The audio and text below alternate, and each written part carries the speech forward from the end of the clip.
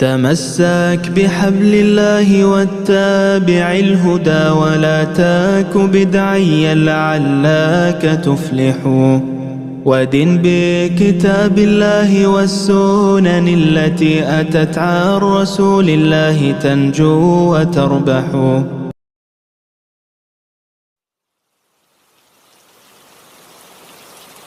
متى يبدأ صيام شهر المحرم أو صيام عاشوراء؟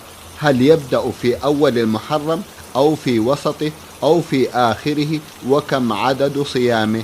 لأني سمعت أن صيام عاشوراء يبدأ من 1 محرم إلى 10 محرم وفقكم الله. يقول النبي صلى الله عليه وسلم: أفضل الصيام بعد رمضان شهر الله المحرم، وهو عاشوراء. والمعنى أنه يصومه كله من أوله إلى آخره، من أول يوم منه إلى نهايته. هذا معنى الحديث. ولكن يخص منه يوم 9 والعاشر أو 10 و11 لمن لم يصومه كله، فإن النبي صلى الله عليه وسلم كان يصوم عاشوراء في الجاهلية، كان تصومه قريش أيضا. فلما قدم المدينة عليه الصلاة والسلام وجد اليهود يصومونه، فسألهم عن ذلك فقالوا إنه يوم نجى الله فيه موسى وقومه وأهلك فرعون وقومه، فصامه شكرا لله، صامه موسى شكرا لله، ونحن نصومه. فقال النبي صلى الله عليه وسلم: نحن أحق وأولى بموسى منكم، فصامه وأمر بصيامه.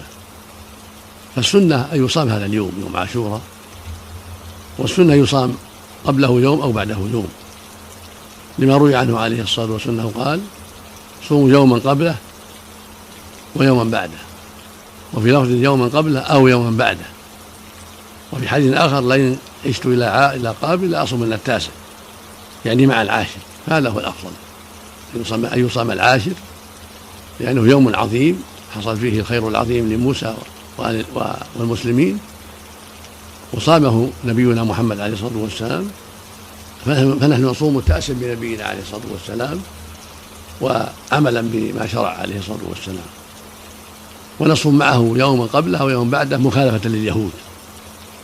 والأفضل 9 مع العاشر، لحديث: لئن عشت إلى قابل لأصومن 9. فإن صام 10 و11 أو صام 3 فكله حسن، لأن صام 9 والعاشر و11 كله طيب، وفيه مخالفة لليهود. فإن صام الشهر كله فهو أفضل وأفضل. نعم.